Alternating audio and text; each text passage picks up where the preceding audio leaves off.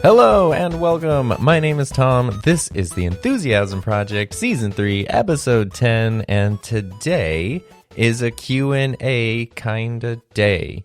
So I have been fortunate enough to receive a lot of messages and emails and all kinds of things lately, and a lot of them ask questions and a lot of them ask somewhat similar questions. And so kind of the same way it works like in my classroom, I'm sure you can probably remember too from back in school, your teacher would probably always say, if you have a question, don't be afraid to ask it because somebody else probably has it too. And it's kind of the same thing here. And when I start getting the same questions, it's like, oh, maybe I should find a way to answer these, maybe a little more officially. So I thought I'd do another question and answer episode. I put out the call for questions on Twitter, Instagram, and YouTube, and also left a link to leave a few voice messages. So we've got a mix match of questions from all three of those platforms. So thank you to everybody who sent in questions. There were a few people who sent in ones that were like really short, quick answers. So I just sort of answered those like directly on whatever the platform was. And I'm trying to save some of the ones that kind of are maybe more, I guess, like discussion-ish questions for the actual recording right now. And I can say just right off the bat, a lot of the questions are very gear focused. So it's definitely going to be a gear talk heavy episode. But I always try to contextualize because as fun as gear is, and as much as I love gear, it's really it really comes down to the context of how you're using it. And so even if you're not necessarily a super gearhead or we're talking about something that doesn't totally apply to you, hopefully there's something in there in the discussion, in the answer that will be applicable to you. Because what I've learned is so many people who watch my videos and listen to my podcast are people who make their own stuff too, which is great because that is who I want to watch those things and listen to those things. And so everybody's kind of in the same boat of whether it's video or audio or both, trying to sort of just figure things out. And I will apologize again, going back to the classroom analogies, not unlike the first day of school, if I butcher your name, I'm sorry. I'm not doing it on purpose. I'm just trying my best. So let's get started with let's do a voice message. It's always nice to hear somebody else's voice. So we'll jump into Anchor, anchor.fm/enthusiasm. And this one is from Gil or Gil, Guil, of Gil or Guil and Willie. So here is this first question. How's it going, Tom? This is Gil. I love your podcast. I love your channel. I pretty much love almost anything you do. Really, everything. You're great. You're a Rodecaster fan, Rodecaster Pro fan, just like me. I would like to know, what are the cons to the Rodecaster Pro? Because most of your videos, you're always talking about the good things about the Rodecaster. I would like to know, what are some things you don't like about it? And what are some things you wish that they'll add via a firmware update or something like that? Yeah, that's pretty much it. All right. Thanks for taking my question, and I can't wait to see more of your content. Thanks, Bye. Gil. I didn't mean to interrupt you there. So I really like this Q&A thing because everything just starts with compliments for me, which is terrific.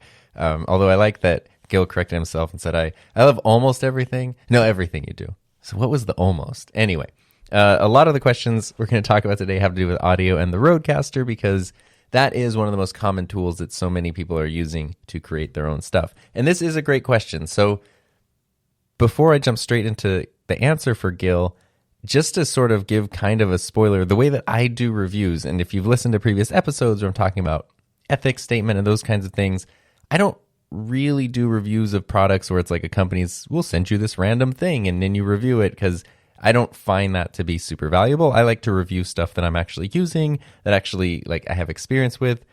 95% of the time, something I've paid for. Really the only exceptions to that being like a few Polar Pro filters that have been sent to me, which are things like I was going to buy anyway. So stuff like that. But otherwise, it's all stuff that I've actually bought and I've actually used. And I think that that is a really important way to kind of like handle the reviews.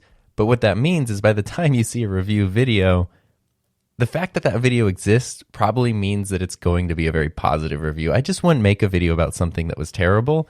Like, I try very hard not to buy things that are terrible. And if I buy something that's really bad, I'd just return it. And I wouldn't want to really go and talk about how terrible things is. Things are. Every once in a while, I will throw something into a video that explains something I'm maybe not a huge fan of. But anyway, if you see me talking about stuff on my channel, it's basically because, yes, I am a fan of it. The Rodecaster being a shining example of that, because I really love the thing. It just solved so many problems when it came out. But Gil asked a great question. What don't I like about it? There are a couple things. It's not necessarily that I don't like, but that it would be sort of nice to include. The first one, maybe it could be adjusted in a future firmware update, is equalization.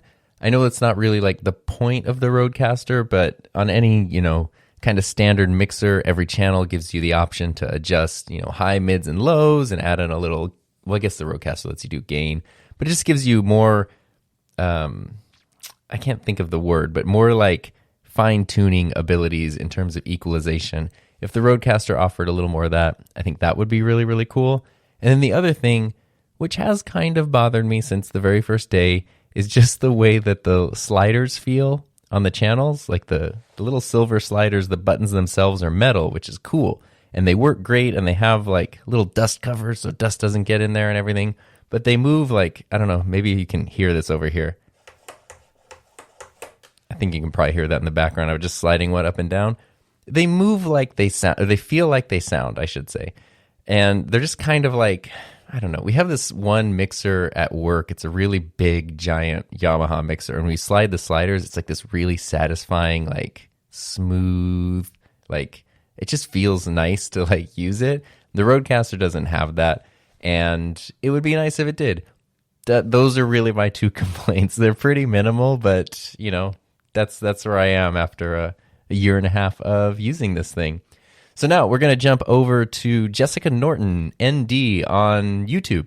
She asked, I don't have a big following, but would like to start a podcast / live stream. If you have a topic in mind, how would you structure your podcast?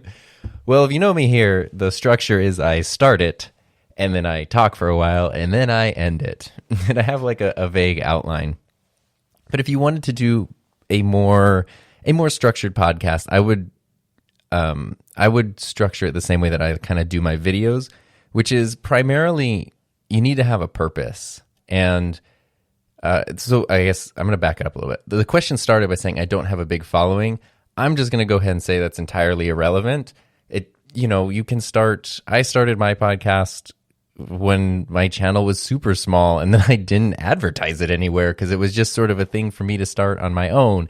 And that it didn't matter. It was more about me doing it than it growing into a big thing or promoting it everywhere or needing to have a following of a certain size before starting something. It's all about just starting the thing. And then from there, it can grow and turn into its own thing. So don't worry about that. But the topic and structuring, I would think more of purpose. And so this is where, like, personally, my experience of teaching really helps, because if I'm teaching something to my students, you always have to think, like, what do they need to be able to do? Like, what is the project going to be? What is the test going to be? Like, what do they need to know to be successful? And then you just sort of backwards plan from there. Okay, well, if they need to know this skill, before they can do that, they'll need to know this. And before they can do that, they'll need to know this other thing. And then that just sort of helps you kind of structure it. Videos, podcasts, and things are really similar. Like, your purpose for your audience, what are they, what is the thing that they're getting from listening? Okay, how can you then kind of backwards plan from that? What do they need in order to get to the point where they think, feel, or do something about whatever it is that you're discussing?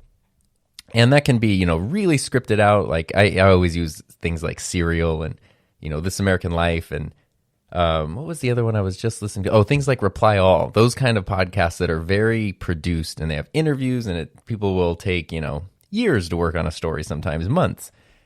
That's very different from like what I'm doing right now. But either way, you need to have a structure, you need to have a purpose, you need to have, some sort of idea of what you're doing. Today I'm doing question and answers. The questions are going to be a little all over the place, but I know, okay, it's a question and answer podcast. I want to tie everything back and at least have every answer have some sort of relatability for the person who's listening, even if the question isn't directly related to what they do.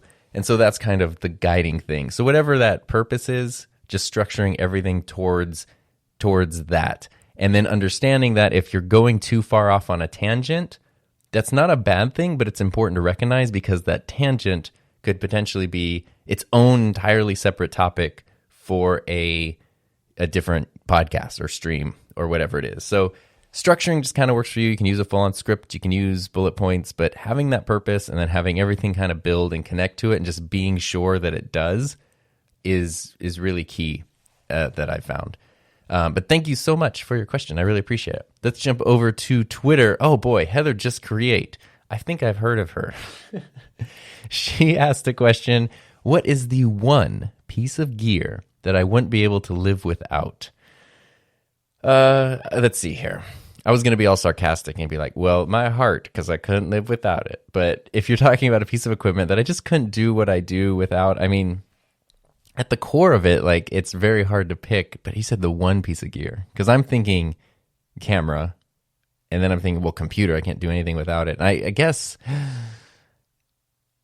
it would kind of be the computer, because that is sort of the heart of everything. Everything I make goes into the computer and gets processed or edited and then shared out in some way and, built and distributed. Like, the computer is kind of the hub of the connection. So more than I even realized until answering the question, it would definitely be my computer. I'm more excited, I think, about like cameras and other gear, but nothing would happen without the computer. So it's got to be that one for sure. Let's jump over to Instagram now. We've got lots of people. Okay, this one is from Kyle Richard Kelly. Asks, what inspires you? I like that because that's such a broad question. Personally, things that inspire me are, I guess, like you could call it do-it-yourself creativity with a sense of humor. Meaning that I always get really inspired when I see people just creating stuff, which originally, way back when, a decade ago, was going to be the whole point of what I was going to call the Enthusiasm Project. And it was going to be sort of profiling people who were, whether it was for their job or just a side thing, doing something, throwing themselves into something that they were passionate about, because I find that really inspiring. And a big part of that just comes from the idea and the remembering that time is very valuable and you don't have very much of it and you can't get any of it back, and using the time that you have in ways that you can like explore curiosities and passions and build things, whether they're tangible or intangible. I think that's a really valuable use of time. And so that stuff is always very inspiring to me. And I mean, that goes back, like, I'm looking in the room I'm in, which I'm surrounded by Aquabats posters. A huge reason, yes, I love their music, but a huge reason that I love them is because they're such a do-it-yourself. Like, they spent years trying to get from one record label to the next to get a show off the ground, but they just did things on their own. Then they'll release their own album, they'll make their own show, they'll upload their own pilot of a thing. And I love that. I love that you're not waiting for permission from somebody else. You're not waiting for anything to just do the thing that you want to do. You're just doing it. And that is really inspiring and motivating to me. And that's why I try to keep that kind of a core value of the stuff that I do on my channel. Because when I see things that get too big, where it's like, oh yeah, I do this, but I have a giant team of people, that can be really cool. Like I think of like someone like MKBHD. He got a 12 million subscriber YouTube channel. He's incredibly good at what he does and has been doing it for a long time. And he has a very talented team that he works with to create everything that they do. And they do a great job. And I don't think he could do what he does without having a team like that. But when I watch that, I don't get the feeling of, oh, I could do that. I get the feeling of, this is really cool and I love it. And I'm really happy for them. But it doesn't have the same like motivating inspirational thing as when I see somebody else. I mean, let's look at Casey Neistat, also 12 million subscribers. But when you watch one of his videos, you know he's the one setting up the camera, moving it. There can be sloppy things here. He's editing it together in a really cool way or a really interesting way, and it's just sort of the one person like expressing their creativity, and their fingerprints are just all over the thing that they make. I love that, and I find that incredibly, incredibly inspiring. And thank you for that question. I'm just going to kind of go back and forth now. So let's jump over to Anchor. I've got a voice message, which luckily I listened to these before, so they're not totally surprised. And I think I can pronounce the name correctly because that is a challenge. This one is from Ahmed Al-Khazraji. I think I did it. I think I was pretty close at least. Let's see what Ahmed has to say. Hey Tom, how are you? This is Ahmed. Our first challenge I want to give it to you is my last name. It's Al-Khazraji. I hope you can say it on the podcast. Anyway, so I would like to talk with you on a broadcast, but I don't want to interrupt your time. So I have a question for you right now. So the question is, I do have two. One Rode mic, the regular one, the small one, the shotgun, and the Rode mic Go, not the Plus, the old Go. I'm using this one. So my question is how to use it, like how we can get the best value of these microphones. Typically, what is the best setting that we can use on the camera, and if we would like to use it on the MacBook Pro. I use the Sony camera, the A7 III. So I didn't cut it off there. Just the message got cut off. I'm sorry, but I think I got the gist of your question. I know you said there were two, and I guess only the one came through, unfortunately. But it's a great question, which is using a microphone like a shotgun microphone, like a Rode. How do you get the best value out of it, the best sound out of it? I did make a video really recently that basically addresses that. And ultimately, there's a few different things, and it doesn't even really matter the brand of the microphone, but we're basically talking about like a shotgun microphone that you plug into your camera. Typically it sits on top of the camera, those kind of things. And the first thing, which I said in my video I made, is in your camera, turning the audio settings down is really important. Like turning the audio volume as low as it can go and then bumping it up a little bit and a little bit until you're at the level that you want. And if your microphone has a volume or a gain setting, like some of the Rode video mics do and some of them don't, some of like the Deity microphones do and some don't, using the microphone's gain instead of the camera's gain is really important because the microphone is just better at processing sound than a camera is. Camera has to do a lot of other things. Microphone has to do one thing. So rely on the microphone's gain rather than the camera's gain. That's going to help. And, it sounds simple, but getting the microphone as close to you as possible. There are a lot of people who really don't mind in most of their videos just to have, if they're doing videos, to have the microphone in the shot. If that's the case, you're going to get the best sound because you have the microphone right in front of your face. But there's other people like me, I don't really want the microphone in the shot most of the time, so it's kind of mounted out of the frame. Doesn't sound quite as good, but I still try to put it as close to me as possible and then pointed actually more like a little bit in front of me, not directly at me, to kind of catch the sound waves, I guess, as they're exiting my face. That's kind of the best setting there. I do know, when you have the microphone mounted on the camera, you're going to get a lot of the lens autofocus noise picked up. So anytime that you can use kind of like an extension cable and get the microphone off the camera and put it somewhere else, you're going to get a bit of better sound, which it makes a huge difference. Like as soon as you start paying attention to audio, that's like one of the biggest things you can do to improve your videos, which again, like people just don't always think of because you think of it's a video. I need a good lens. I need good shots. I need good angles. But the audio is just as important, maybe even slightly more so than the visuals, because for real, people will watch a bad-looking video that sounds good longer than they'll watch a good-looking video that sounds bad. If it's beautiful shots but the sound is terrible, we can't understand the people, your brain, you just tune out really, really quickly. Whereas if it's kind of grainy, kind of ugly, but the sound is really good and really on point, people can stick with that for a lot longer. So one of the best things you can do to level up, which I know wasn't the question, but to level up your production quality, is to start focusing on audio. And one of the best ways you can get the most out of your microphone is to really spend time experimenting with it. and looking up, tutorials and reviews for your specific microphone, because you're going to get a lot more like specific info that way. So yes, a shotgun microphone works a certain way, but the Rode Video Mic NTG works different than the Rode Go, works different than a Deity. So just the different controls that they have and the different features that they have, like really learn about those. And microphones are strange because they have buttons where it's like, this button has a line next to it. This button has a bent line next to it. What does that mean? Like there's no clear like universal meaning behind those. So looking up that stuff, usually it's like a high pass filter or a low pass filter. What the heck is that? Like looking into that and really understanding what your specific microphone does, and getting the best out of it that way, because you really don't need the best of the best equipment. It's much more about learning how to use what you have to its fullest potential. Now let's jump back over to YouTube, to the community post that I made to get a couple questions. I'm going to try to speak clearly.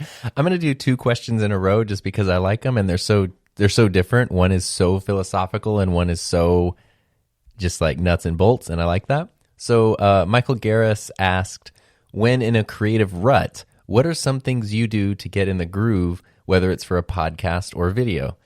Hugely important question, because anybody who creates something is going to find themselves in sort of that creative rut. And there's definitely a difference between being in a creative rut versus like a creative block. And a block would be where you just have no ideas. The well has run dry. And a rut would be, things are going and you're making stuff, but it doesn't feel, like we just talked about audio. So you start making videos, you're not paying attention to audio. Then you pay attention to audio, your videos get much better. Cool. Now you learn another trick. You learn how to edit a certain way. You get a new lens. Like there's all these little things that kind of bump you up. But eventually, if you're just sort of then just doing the same thing the same way constantly and nothing is really changing or growing, that's kind of the rut where it's just you're kind of plateaued. It doesn't really feel like you're progressing. But I think for me, again, just for me, whether it's a rut or a block, the solution is kind of the same, and that is to really look outside the typical area for inspiration. I have known a lot of people who have YouTube channels and will say like they just don't watch YouTube. They make YouTube, they don't want to watch it. They don't want to spend their time watching it. And I understand, sure, every 30 minutes or an hour you spend watching YouTube, you could be spend making your own stuff, but it's also like a huge source of inspiration to watch what other people are doing. And there's so much stuff on there. But, not just watching, like if you have a camera tech channel, not just watching what other camera people are doing, but go watch something entirely different and just sort of see how people are putting things together, how they're utilizing the tools and the creativity. I do have a video. I love that you use the term creative rut, because I have a video called, Don't Get Stuck in a Creative Rut. And that video kind of talks about some weird areas that I was getting inspiration from when I was sort of feeling the same way, like I'd been plateaued a little bit. And, one of them was from an anime TV show, the intro to an episode I really loved. And I totally took that and tried to like do my own version of it for the intro of my MacBook Pro review, which is a very different thing from like an anime. But it came out great. And then that kind of kicked off like this idea of using very sort of stylized intros to videos, very short and stylized and to the point, but enough to like hook the viewer's attention. Another thing that I talked about in that video was this Hulu commercial that I'd seen on TV just over and over and over again, and it was edited really cool. And so I love the way that it was, the style that it was edited, and I tried to incorporate that style into another video I was making for like a probe lens, and it was just a really cool, fun thing. I talked about, it might have been in a podcast even, talked about Better Call Saul, the TV show, and Breaking Bad, I guess, too. But pretty much every episode starts with a really slow fade in to something that's visually interesting. And I was noticing a bunch of my videos were just starting with me sort of sitting at my desk like, today we're going to talk about this thing. And I was like, that slow fade in is really interesting. So especially on YouTube, where it's like you tap or click on the thing and then it just sort of like jumps into it, the slow fade is a nice way to kind of like ease into it, and then it sort of captures some attention. And so that kind of became something that I incorporate in all my videos. But none of those sources are even YouTube related. It's just things I was seeing out in the world that I really liked and wanted to incorporate into my own stuff, and taking all those little cherry picking, like those details from other places, and then smashing them together totally creates, something new for your own individual style. And the other thing I can say, especially for some reason, I feel like this might be more applicable even to podcasting, but it's for anything, is not being afraid to take a break. If you're in a creative rut or block and you just can't get out of it, instead of just forcing yourself and going through the motions, it is okay to just step away and take a break, because sometimes that's all you need. And then once you take some time off, come back to it. Be sure that you do come back to it. It's just sort of like things naturally get better. It's almost like playing guitar or drums. You would think that playing the instrument every single day is the best way to get better, but I have found that there'll be sometimes I'm, trying to learn something new on one of the instruments or play something, and it just doesn't sound great. And then I just, for whatever reason, don't play for a couple days. And then I come back, and that thing that was so difficult or the thing that wasn't sounding good, now just like I can do it. It sounds good. It's like easy to play. I don't know what it is, but something just sort of like settled or got processed, or, your subconscious kind of works on stuff. Oh, and then the last thing. This is actually a really interesting but practical tip, is for me, going on a bike ride is a great way to get out of a creative rut, because I like to go on, maybe like a 15, 20 mile bike ride. It takes like an hour to an hour and a half. And for whatever reason, it's just like a thing that just lets my mind wander.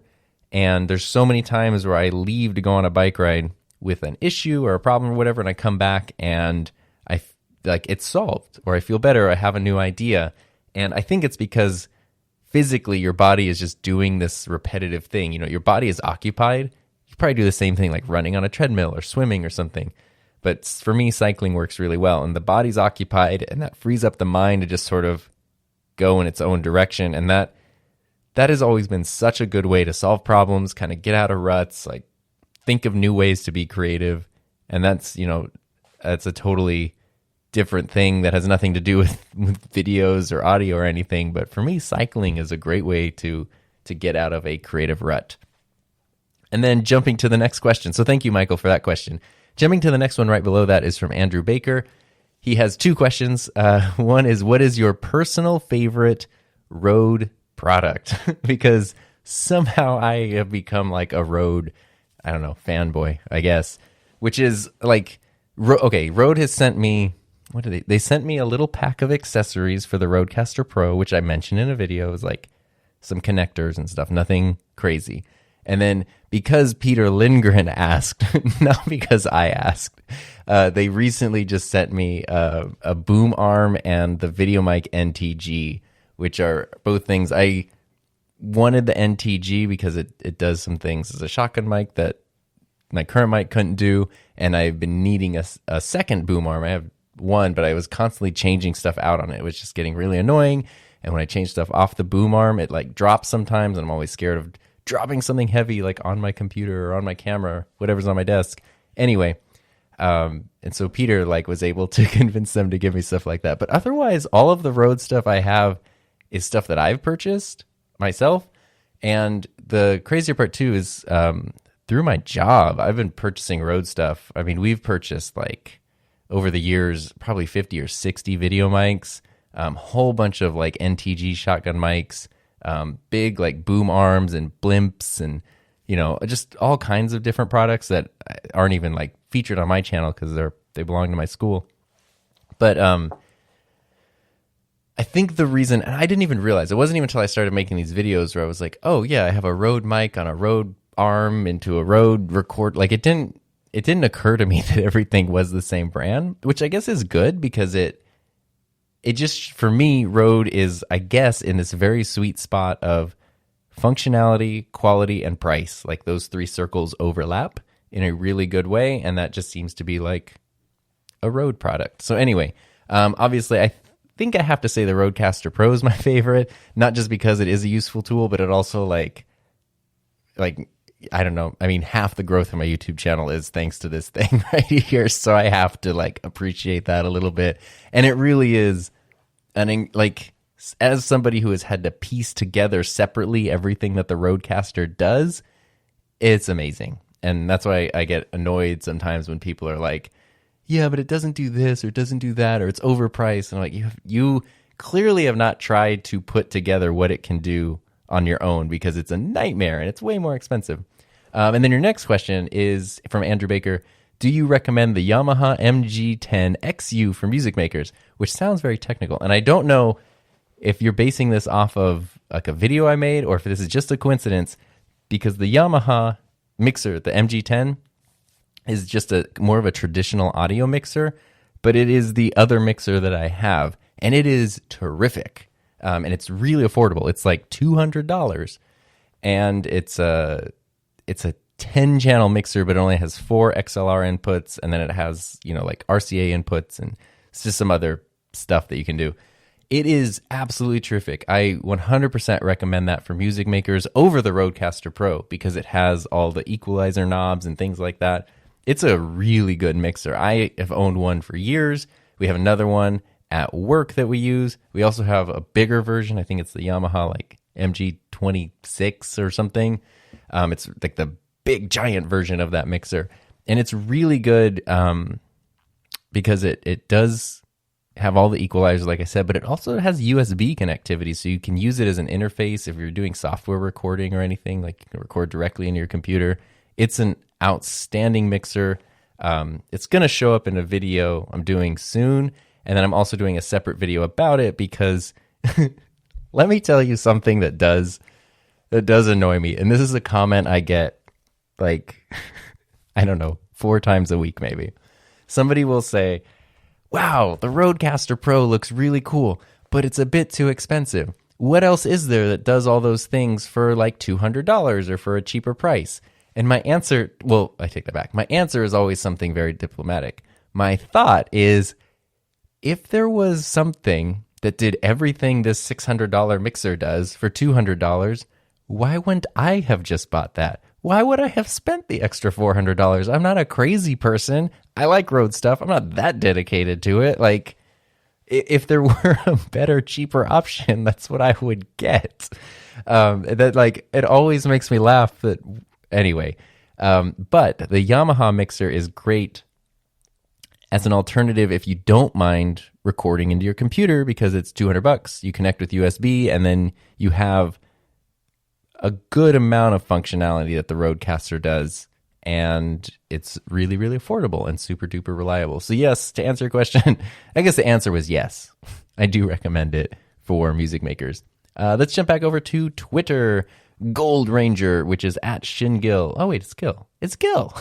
I think, maybe, unless it's just somebody else with the same name. Says, how do you structure your podcast with Peter?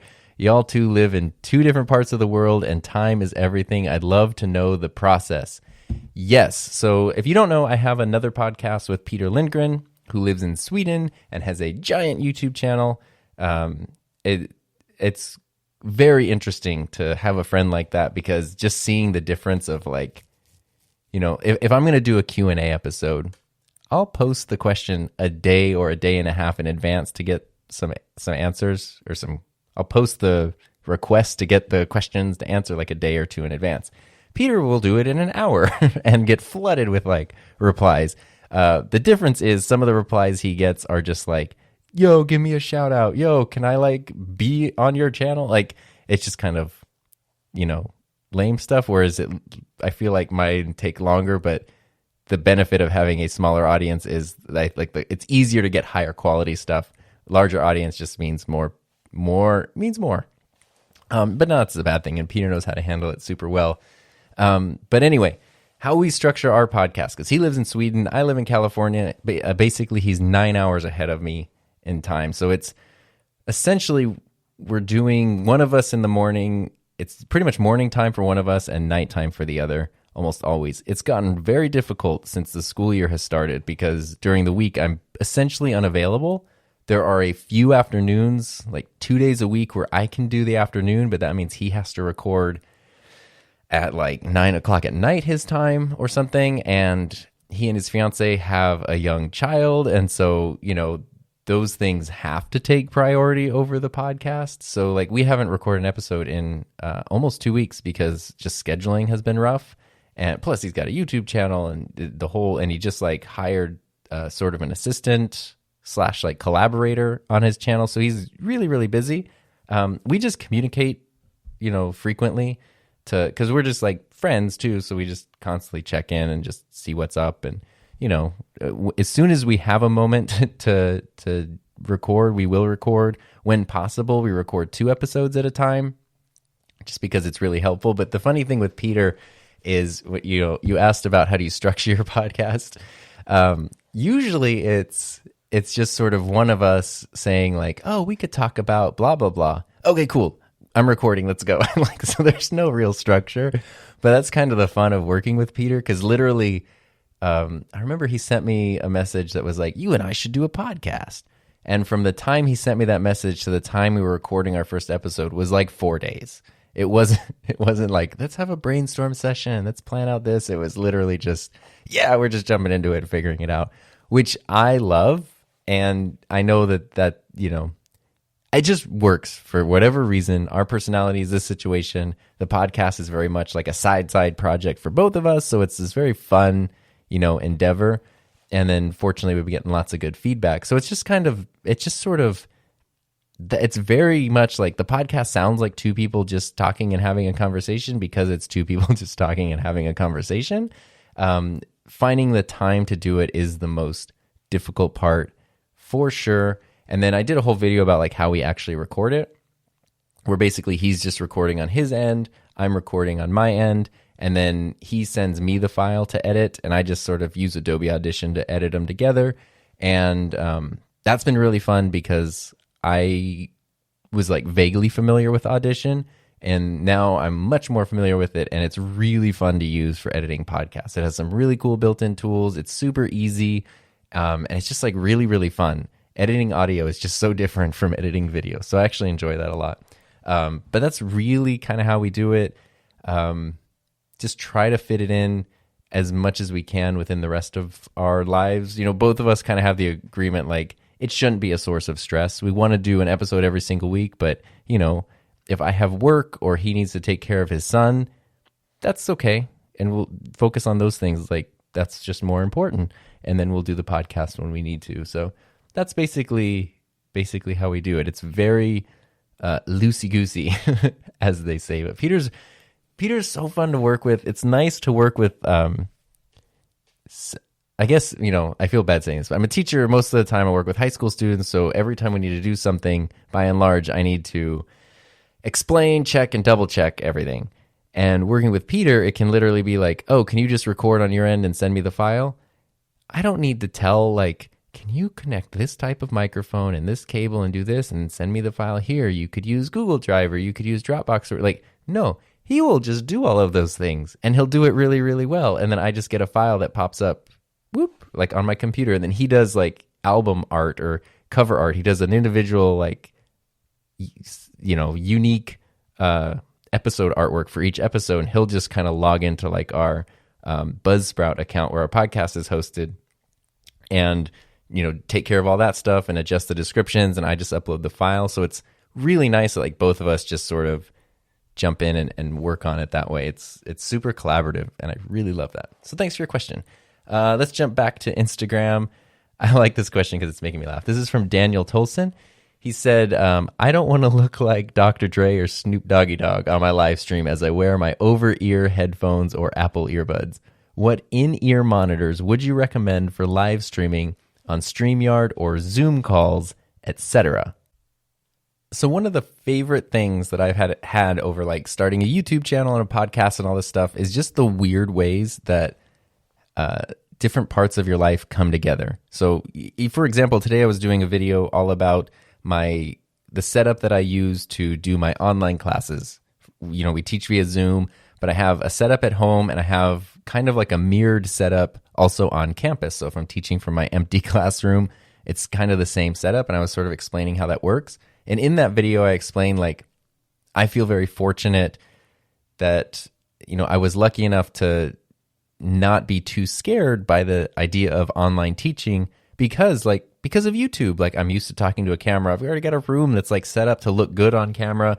I've already got the equipment that I need. Even, the streaming experience that I have is really helpful because when you're doing a Zoom class, you're, engaging with the audience and you're checking the chat and all these weird things that even simple stuff like when you read a question from the chat, being sure to say the person's name, learning that just because a question pops up doesn't mean you have to address it immediately and interrupt the flow of everything. Like, you can wait, you can go and, okay, this person says blah, blah, blah. Like, just that whole process were things that I already had in place because it's what I did on YouTube. So it just fit in very serendipitously. The reason that's related to your question about in-ear monitors is because 5 years ago, when I started playing the drums, the biggest fear I had was damaging my hearing. And if you talk to drummers, that's kind of the number one thing they say. Like, forget practice, forget equipment, like, protect your hearing at all costs. And through that, I discovered the incredible world of in-ear monitors designed for musicians. First of all, this isn't going to help you, Daniel, right now, but there are special earplugs for musicians. Anyone can buy them. It's not like you have to have a license or anything. But they're kind of these weird looking earplugs. They almost look like a honeycomb in a weird way. You put it in your ear, and instead of, well, of course, why did I say? Yes, you put the earplug in your ear. Anyway, you put it in your ear, and instead of just muffling everything out, like if you just get the regular foam ones, from Walmart or wherever, and they just sort of muffle all the sound, these ones like literally just turn down the volume. They protect your hearing, but you don't lose any of the clarity. You don't lose any of the quality. They just turn down the volume. They're amazing at concerts because it doesn't sound like you're now living in a subwoofer or something because everything's muffled. It sounds just like the band's playing the music, but you just turn the volume down a little bit. But for in-ear monitors, they make kind of the same thing. I have these ones. They're actually okay, but I just ordered a replacement pair because my first pair lasted like 4.5 years.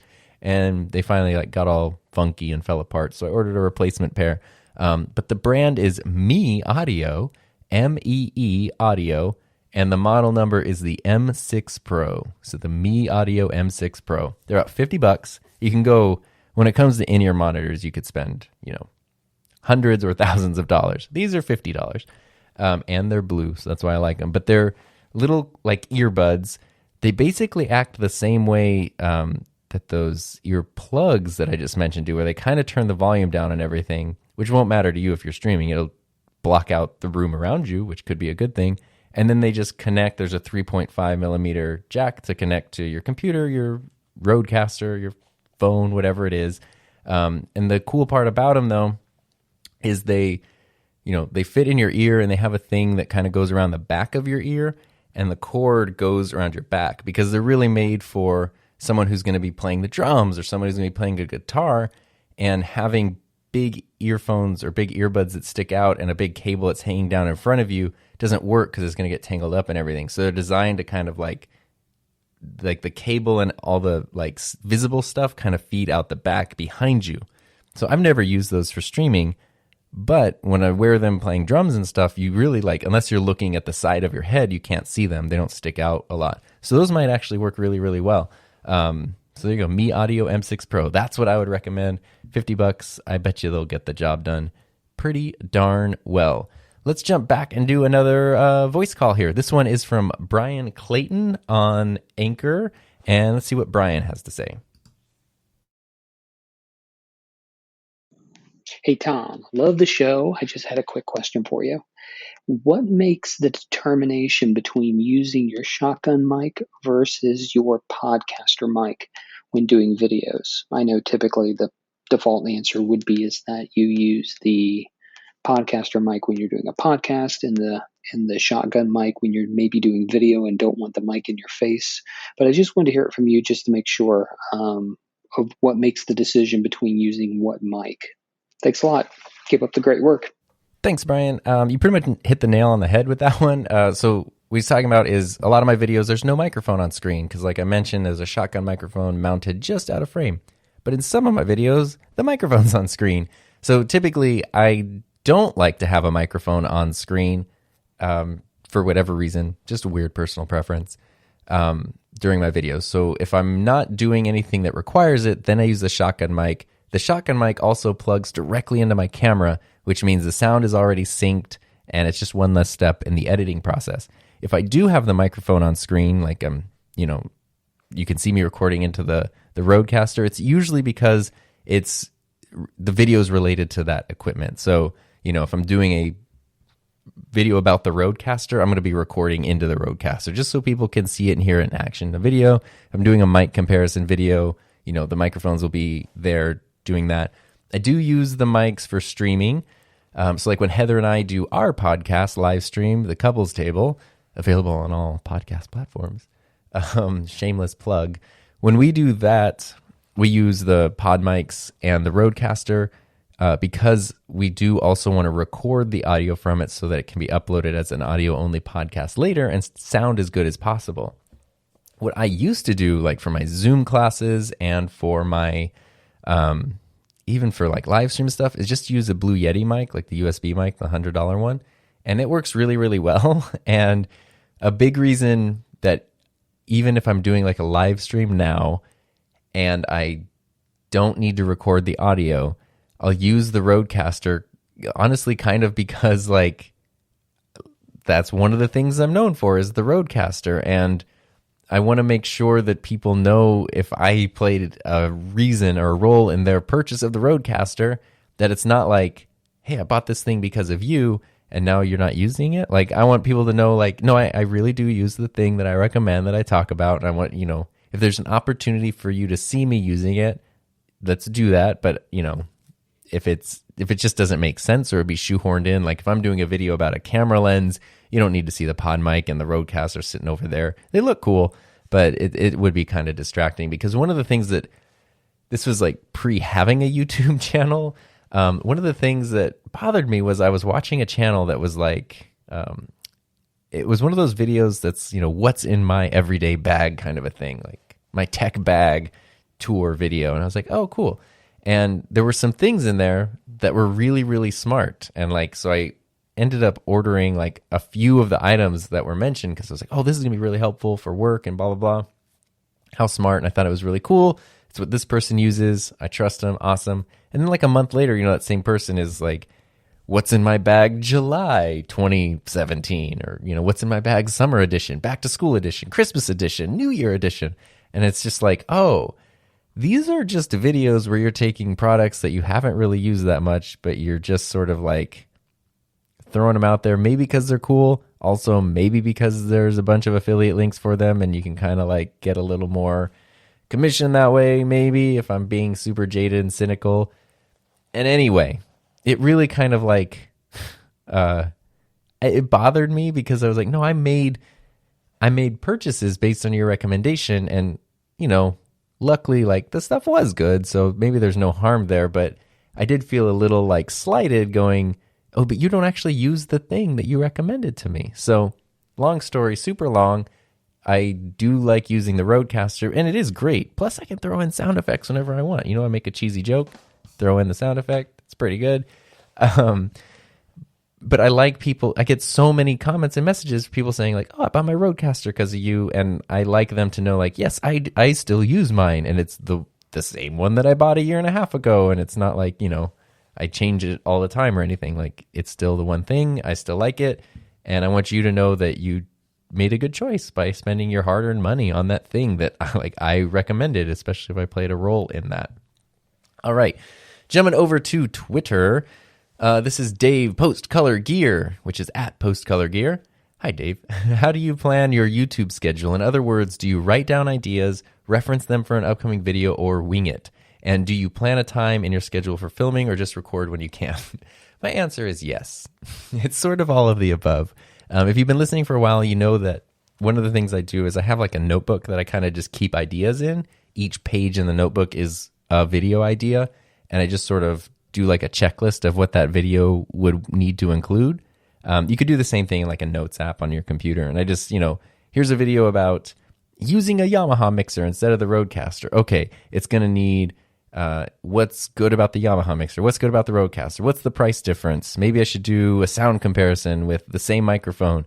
Oh, let's do an opening shot that looks like this. Let's do a cheesy joke about whatever, because writing the joke for my video ends up taking longer than anything else. Here's a reminder of me to do a thumbnail, to add in captions, all that kind of stuff. Basically, checklists are kind of how I work there.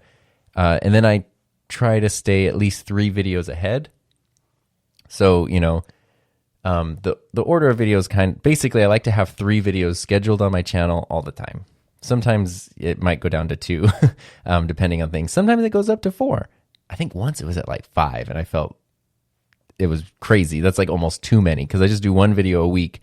But that really helps because when life goes crazy, that's sort of like a little bit of bumper to make sure that I don't miss a week. It's really important to me not to miss a week. I honestly don't even know if like YouTube cares or anything. I think that like it's important to me as an individual to not miss it. And I think like at this point in my channel's thing, there are enough people who are like, oh, it's Thursday, maybe I'll get one of those videos, that they should get that thing that they're expecting. So in order to make sure that happens, having a few videos planned out is really helpful. It can be kind of weird because I make a video, I'm super excited about it, and then nothing happens with it for like 3 weeks, which is a little strange sometimes, but that works really, really well. And then plan a time in your schedule for filming. It's usually, just because of work, it's usually on the weekends.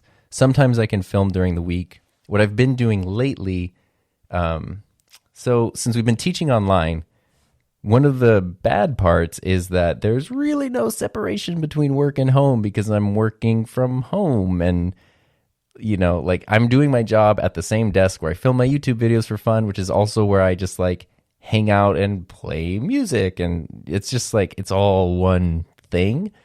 And so what I've had to do is make sure, which is ultimately a good thing, that I only work my actual work hours, basically. And so as soon as the end of the school day hits or the end of my contract hours hit, I'm done. I don't check email. I don't do any of that stuff anymore. I can work on my own stuff or I can work on nothing, which is actually great. I don't know why I wasn't doing this before. It totally works because I'll never be done with work. So I don't know why I was trying to finish it every day and just stressing myself out. But that means that there's a little more time in the afternoons. So I've been trying to film on the weekends. Lately, I've been trying to actually take Saturdays as just a day off. No content creation, just content consumption. And then Sundays are usually a day that I'll film and record. But then I've learned I don't need to edit it on Sunday. As long as the video is edited by Thursday, I'm okay. Even though that video is not going up on Thursday, it's just the next one in line. So if I have 3 videos scheduled and Thursday rolls around, now I only have 2 videos. But if my new one is done by Wednesday night or Wednesday afternoon, then I've still got 3 videos scheduled. So that's kind of, I guess, the basic way I've been doing it. It makes sense to me. I hope it makes sense when I'm explaining it. And we'll just stick here with Twitter for a second. So this is from @YT_Surge_M. Serge asks, do you see any advantages of having an XLR mic over a USB mic if there's never a need to record more than one person? And I'm talking about similarly priced microphones, not comparing a 1000 XLR mic to a 200 USB mic. So that's a great question. If you're somebody who only records yourself or, one person, do you need an XLR microphone or is a USB microphone fine? I would say that you don't need an XLR mic and just stick with the USB. If you're just one person that, even $200, go down to the $100 price range. Get a Yeti, get the Rode NT USB or any of those. There's a million great USB mic options for $100. And that's all you need, really. They sound terrific. I love them. The only problem with USB mics, like Serge said, is if you want to do more than one person, it gets really, really messy really quick. But if you're never doing that or you're just doing voiceovers or whatever, I think a USB mic is fine. XLR mics tend to, offer more options in terms of quality and, maybe. But you also then need an interface or a mixer. The price is just going to go up no matter how you approach it.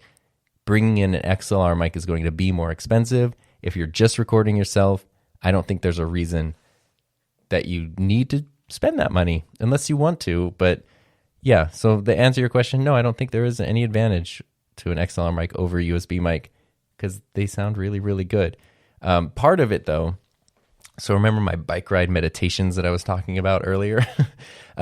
This morning on my bike ride meditations, I was thinking about how gear matters and doesn't matter. So like, if you have a $300 camera versus a $1,500 camera, the difference between that's going to be huge. Maybe I'll do like a whole episode about this. But the difference between that $1,500 camera and that $4,000 camera is actually going to be much smaller. I don't think that's a new concept. But especially in the world of like camera YouTube, you see people with like, they're filming their YouTube videos with crazy cinema camera and cages everywhere and everything mounted to it and a big matte box and a separate audio recorder. And it's just a whole production to film like the same kind of YouTube video that you're like, I do the same thing and I don't use all that stuff.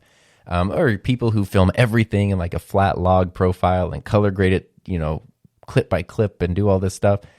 What I was realizing is that, yes, of course you're going to get good results using that stuff, but the difference in quality isn't huge. But for a lot of people, whether or not they realize it or will admit it, that process is the part they enjoy. The process of like using and putting together a big camera rig is fun. The process of filming in a flat color profile and then learning how to color grade and get it the way you want it, doing it yourself, is fun for them. Doesn't mean that it's the only way to get good results. It's just part of the fun.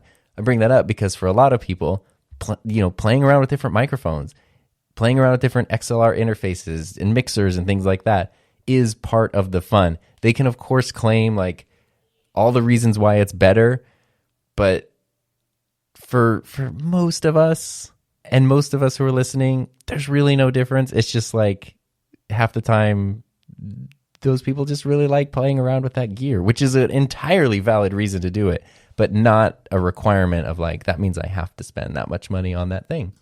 Let's jump back over to YouTube here. Samuel McCann asks, I want to start recording my podcast. What's a good camera that won't shut off at 29 minutes? This is a tough question because I'm answering this here because it's a very common question.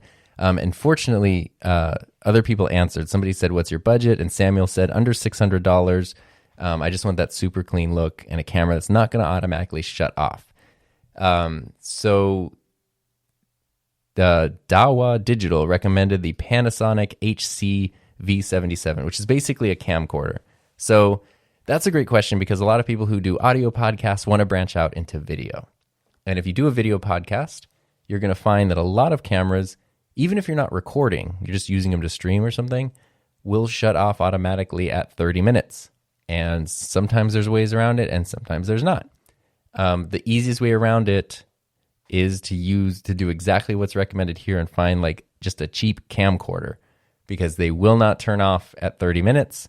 It'll give you great quality. It's not going to look like a interchangeable lens camera. It's not going to have that super shallow depth of field and all that kind of stuff, but it will totally work.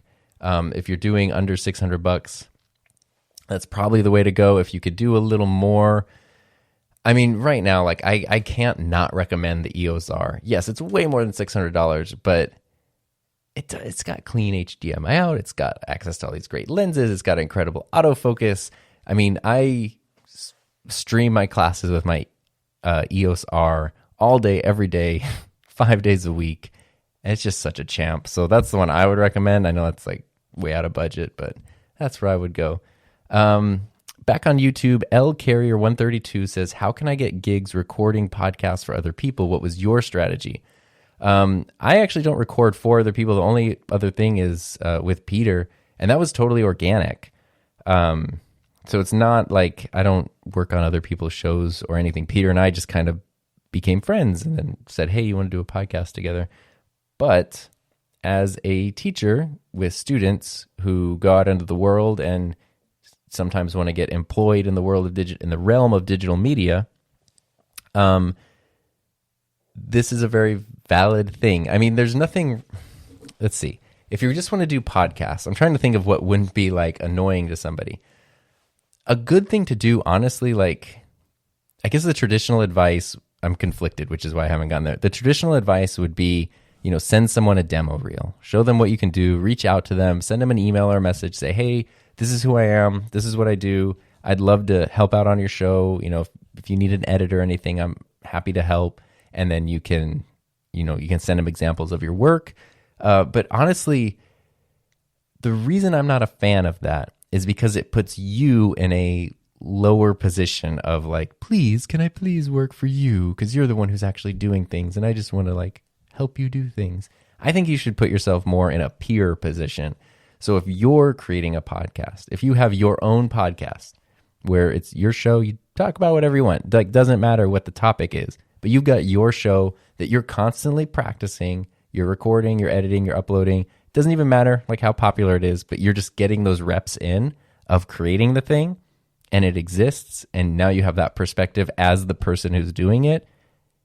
If that starts getting around, or if the right person sees it, that's where they could then want to ask you, hey, could your thing sounds so good, could you help me out with my show over here? Or if there's someone you really want to work with, that's almost like a better portfolio, is to be like, look, I have my show here, it's got all these episodes in it, I'd love to help you out with yours. So I would advise you to come at it from the point of view of a peer, a creator peer, and not someone who's trying to like market themselves as an employee. And I think that leverage those skills. That's what I would recommend as best as possible. Thomas Tuft says, I like your name because it's Thomas, and that's my name. I have seen several approaches to integrating a Rodecaster Pro and an A10 Mini with a MacBook Pro. I'm interested in how you tie them together and if there's any difference between your approach for Zoom classes and podcasts. No, the only difference is that I use Zoom. I just plug the A10 Mini into my MacBook, and all the cameras and stuff go in there so I can switch between them. You could plug the Rodecaster directly in the A10, but I have been doing it into the USB-C port of the computer. I have just found when I plugged it in using like a auxiliary cable or a TRS cable to the A10 Mini, it was easier to get interference and easier to get little fuzzy sounds, and it sounds the best if I do USB-C. So that's what I do, and they work great, and that's all I do, and it works terrific.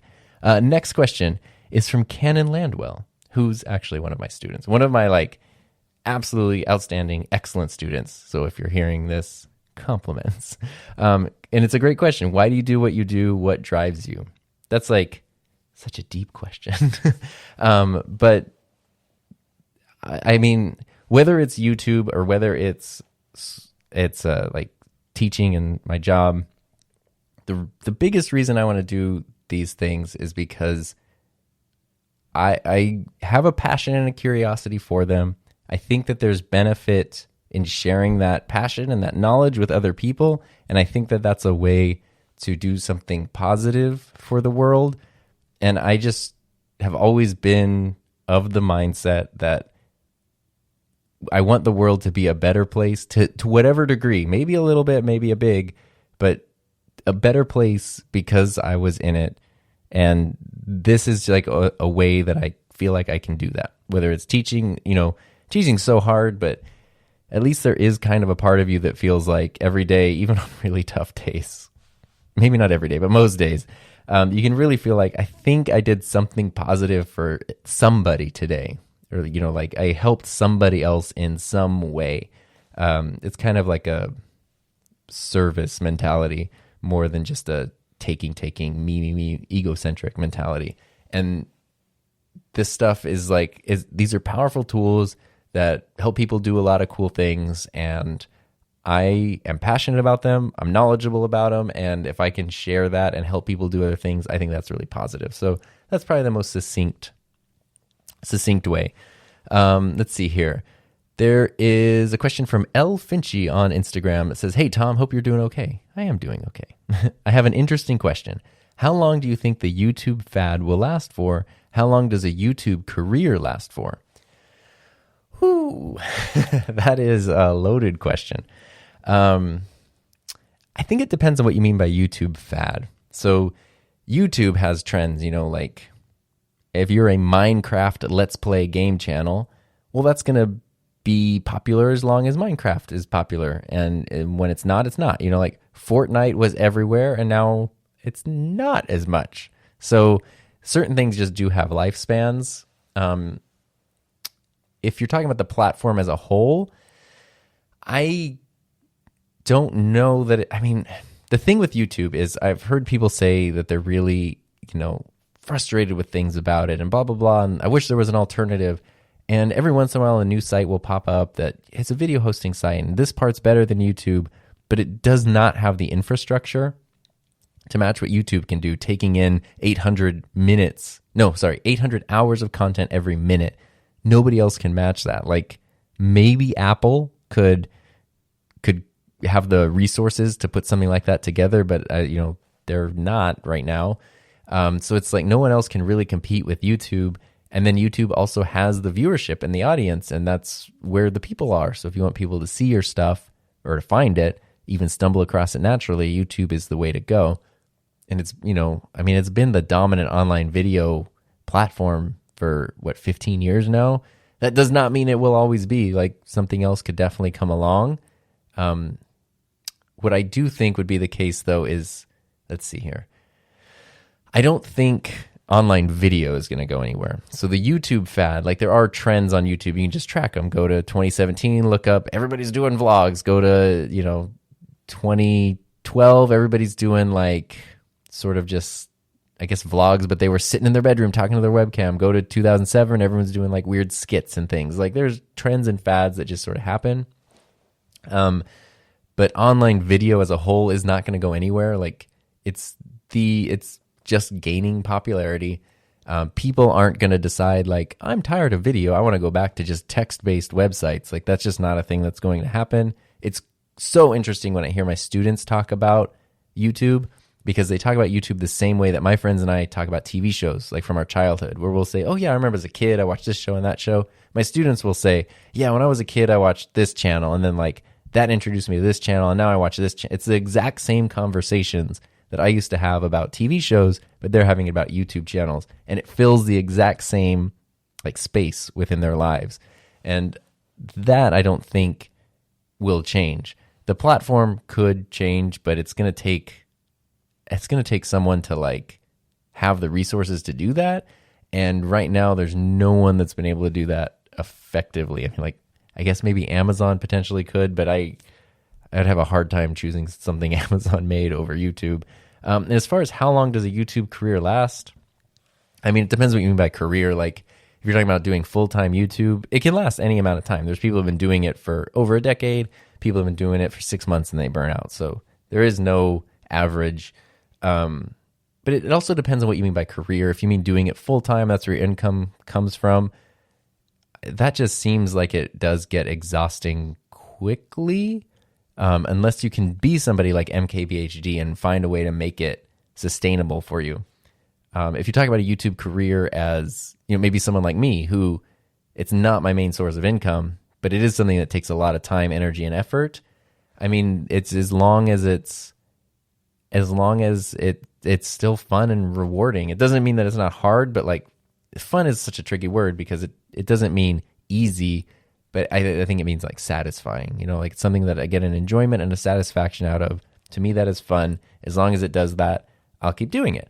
And, I've been into making videos my whole life, so I don't see that changing anytime soon. But I think as long as it's fun and sustainable for the person doing it, that's where it goes. We're going to jump over to Anchor for our last voice message of the day. This one is from Preston Jensen, who has a podcast, which is terrific. And I was on it once. That's not why it's terrific. It was terrific anyway. But Preston is a great guy. Definitely a Rodecaster Pro himself. And he's actually got a question about the Rodecaster Pro. So let's listen to Preston. Hey, Tom. First off, I want to say that I love the podcast. I'm also really liking your new podcast with Peter. Keep up the good work. My question is about the Rodecaster Pro firmware. I am still on version 2.0.4. I'm 100% pleased with the firmware that I'm on. It really does everything I want it to do for my podcast. I have seen some people are having issues with the stability of the new update. Have you had any stability issues with the new firmware, and are the new features ones I can't live without? Thanks again for the great content. It really has helped my YouTube channel and my podcast. Thank you.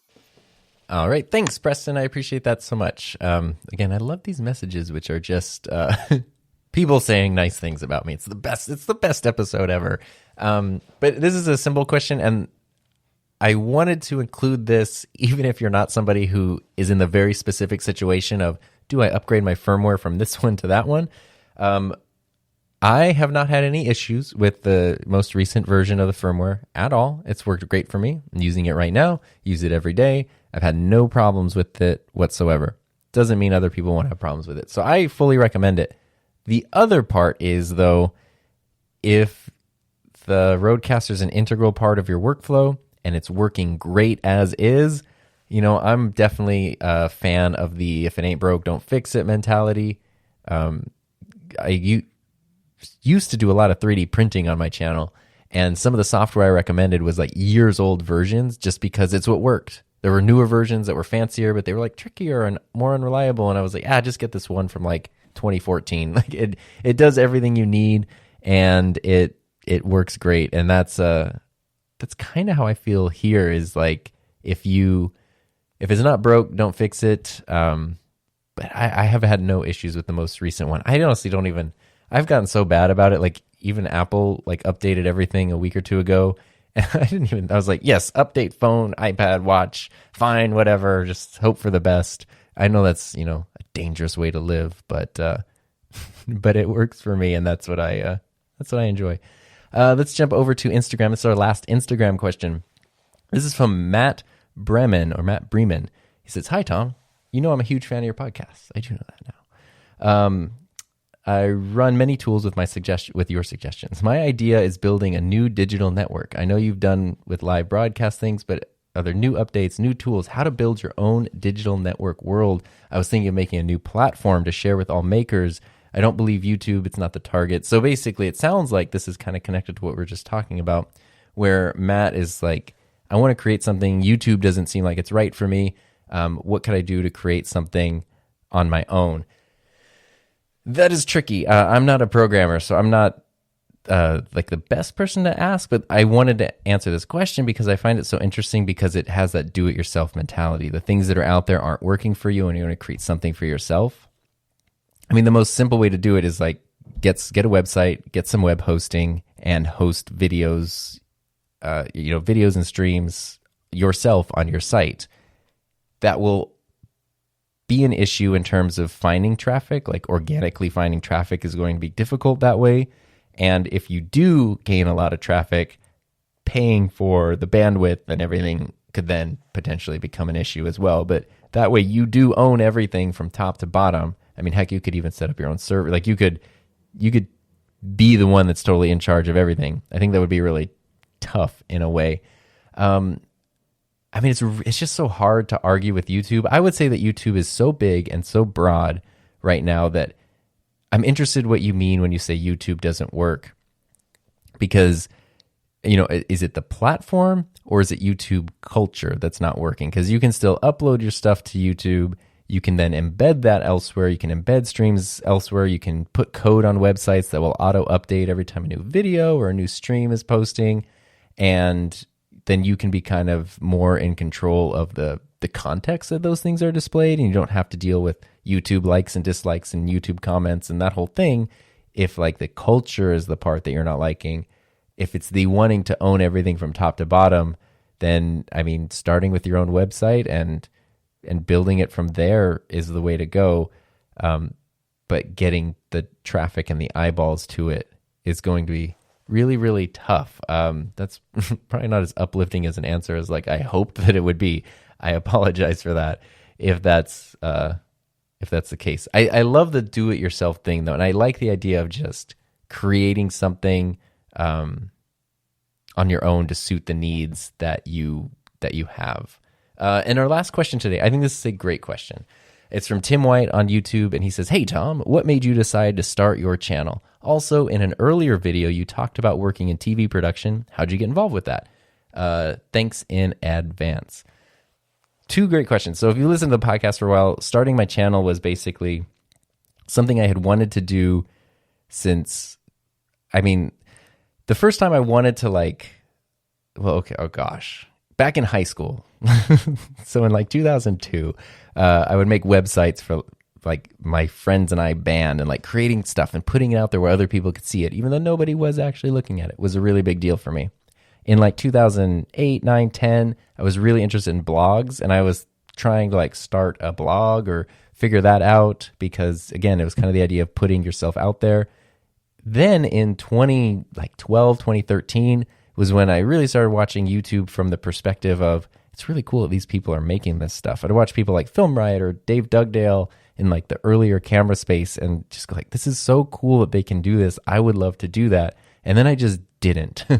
And it wasn't until 2017 when that same itch was there, where it was I love making videos. I have knowledge about these things. Why don't I make videos and put them, there's no reason not to other than me being scared, but it seems like something that has been burning in the back of my brain for a while. And if I don't do it now, I never will.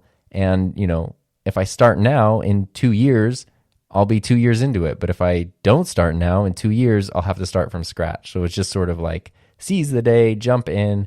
It had been something that for whatever reason, there was that drive to do, because I didn't want to just make videos that sat on my computer for forever.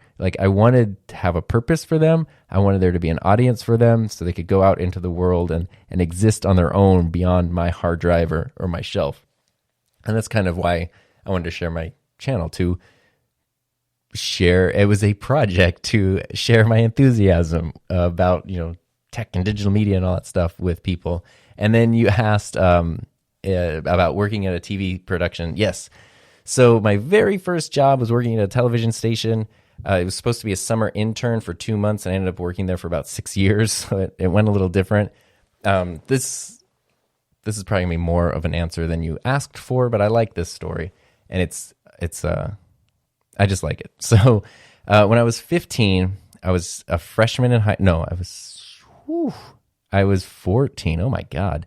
And I was finishing my freshman year of high school. I was taking a video production class. My video production teacher had worked at a television station, a local ABC affiliate.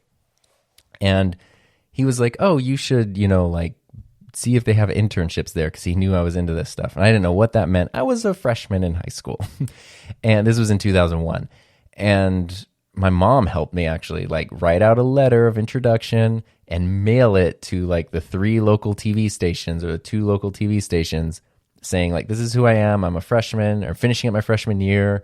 I'm interested in a career in television or film, and do you offer internships and blah, blah, blah. And one of the stations called me back, and they called me and asked yeah, if you want to come do a ride along, you can see if you like it. If you like it, you can be a summer intern, for a few months. And I think when I said freshman year, they must have thought college because you just don't have a high school freshman do these things, but you do have college freshmen. And the other interns that were in my group were all in college. So I'm pretty sure they thought I was in college, even though I did not look like a college kid, whatever. So that was kind of how that got started, and I really liked it. And so I kind of interned a little bit of everywhere. Spent a lot of time going out with photographers and reporters, and then in the control room during broadcasts and stuff. When the summer was over, all the interns left. At that time, I lived over an hour away from the TV station, and I didn't have a car or anything. So my mom, who kind of worked nearby, she had a long commute. She would drive me to the TV station, so it's an hour commute. I would work it was 8 a.m. to 6 p.m., so it was a really long day, and then an hour drive back. And I was doing that 4 days a week throughout that summer. And I really took it seriously and tried really hard. And I honestly don't know what any of the other interns did, because we didn't really work together ever. But at the end of summer, they let them all go, and they asked me if I wanted to keep coming in on weekends. And I assumed that it meant I was doing a good job. So I came in on weekends, and then I did that for that whole school year, which is also September of 2001. So working at a TV station, a TV news station at that time was very interesting. And I spent most of my time then going with photographers like out in the field. There was basically like one or two photographers I just sort of shadowed constantly and, got to learn how to use all the cool gear and everything. And then the next summer, there was a new crop of interns, and they were just sort of like having me do the same thing. And I was like, well, this is great, but I've sort of done everything I can do, and I'm not getting paid. I think I need like a job where I get paid. And so I was like applying at like coffee shops and things. And when I told the TV station that, they were like, we don't want to lose you. We can't pay you yet because also we found out you're like 15. But you could still intern if you want. We'll create a new internship for you in the production department, which is what I was really interested in because most interns wanted to be reporters. I did not. I wanted to be behind the scenes. And so that was awesome because then I got to just only live in like the production side of things, the studio, the control room, like the editing suites, that whole area.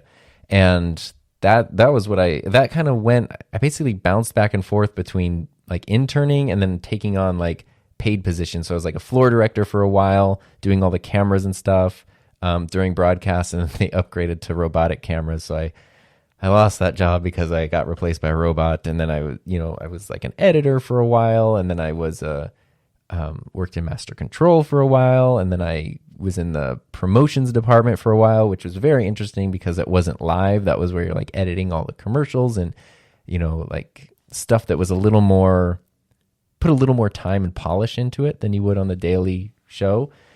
And that was it was super stressful, was kind of what I learned, because TV news is 24/7 365.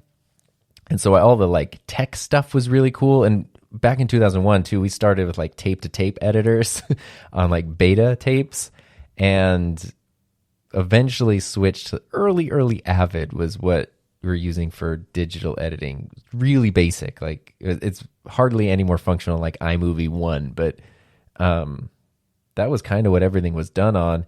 And it just got, I mean, if you're editing shows, you're trying to get all of your tapes for your different, like if there's B-roll footage while an anchor's talking, if there's a story, it's on a physical tape, you have to edit there, queue it up perfectly, like log it with the time. There's a big cart of tapes that you're literally like running behind, pushing into the master control room as the broadcast is starting so that the tapes can get put in the right players. And then there's someone there whose job is to just like literally put the tape in the little VCR, press play at the right time, or, cue it up so the director can press play at the right time. And oh my gosh, it's so stressful. Obviously I don't do that anymore. Everything's digital now, but it was very stressful. And a lot of what you're working on is not positive stuff. You're working on tragedies. You're working, it's a lot of like, I spent a lot of time covering fires, covering robberies. Like, hey, someone got stabbed in this apartment complex. Let's follow these bloody footprints to like a door and ask questions. I'm like, maybe not, or we could just do positive, happy things. And that was just sort of too much for me. And it's, you're working night shifts, you're doing all this crazy stuff. And that was where I just learned like, maybe this isn't what I want, but I want to keep these skills in my life. I'll be a teacher because that's the other thing I was interested in doing. And then I'll do video stuff on the side. And then randomly, years later, then I became a digital media teacher, which was not expected. But I had, that's where that TV station experience kind of came in. Hey, you've done this. You can teach it. Because that was, again, I left in like 2006, and then I did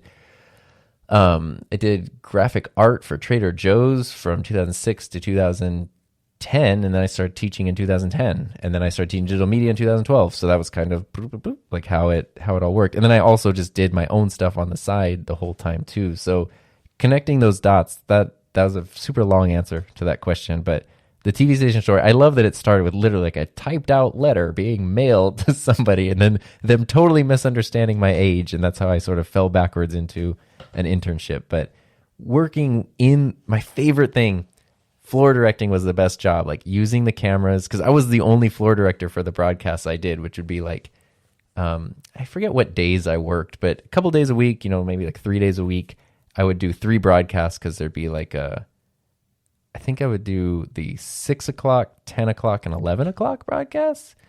And I was there's only one floor director. So there's 5 cameras. You're moving all the cameras at the right time, positioning them everywhere. And then you're also like just living in the studio, like keeping the studio clean and organizing stuff. And it was just, I loved that. I just loved that environment. It was really, really cool. So anyway, that's how I got involved with that. I sent them a letter to be an intern for no money. Eventually, though, there was money, but not much, which is also a reason why I left. And there's a lot more stories there. I could do many episodes on the good and bad of TV station. Maybe I would one day.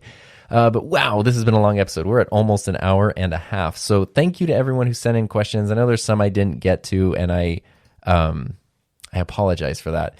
But I do appreciate everyone sending in. I've never had so many questions that I couldn't answer them all before. It's amazing.